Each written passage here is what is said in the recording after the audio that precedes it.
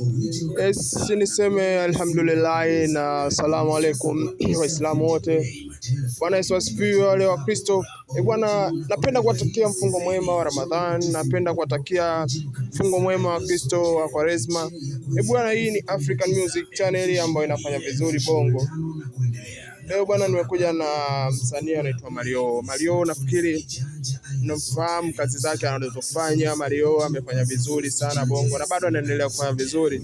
Kuna ngoma ambazo anafanya zina hiti sana na bado zinaendelea kuhiti. Leo ameona Mario aje na remix ya Nasinzia Nikikuwaza, ambayo ni ngoma ilifanya vizuri sana. Tunajua kipindi hicho wale ambao tunajua kwamba ni ngoma ambayo watu wanaipenda.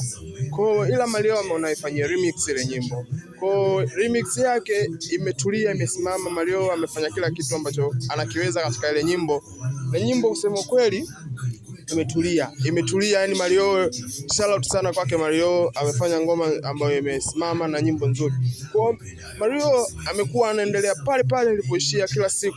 Ndio maana Mario kila siku anaonekana ni msanii ambaye mzuri, na Mario ana akili ya kuwaza kwamba nikifanya kitu fulani kinaweza kunifikisha sehemu fulani.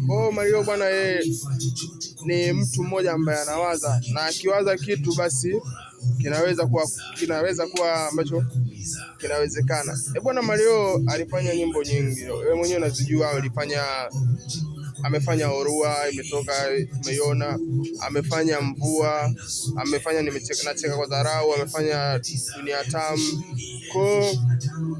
Pale alipoishia na anapoendelea. Mario ni msanii ambaye anafanya vizuri. Wewe kama shabiki wa Mario, ungependa kumshauri kitu gani Mario aendelee kuwa nacho, na aendelee kuwa vipi Mario ili aweze kuwavutia mashabiki zake? Au kuna kitu gani Mario anakikosea kwa mashabiki zake? Nyinyi kama mashabiki, bila nyinyi Mario hawezi kuwa Mario. Naomba comment zenu hapa ili nijue kwamba wewe ni shabiki wa brand gani. Bwana, endelea kuifuatilia African Music. Nimekuja na swali jingine ili hapa, swali la kizushi. Kwa sababu gani wasanii itakapofika Januari wanashindwa kufanya show? Je, kwa sababu mashabiki zao wanakuwa kwenye process za kupeleka watoto shuleni, au wanakuwa kwenye system gani? Au wao wasanii wenyewe wanashindwa kuandaa show ikifika Januari?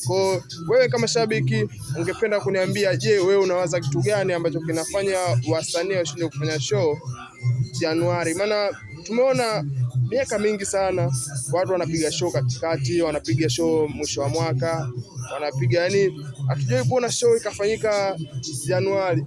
Kama ilishawahi kufanyika basi ni muda mrefu, au ni show ambayo haijafanya vizuri.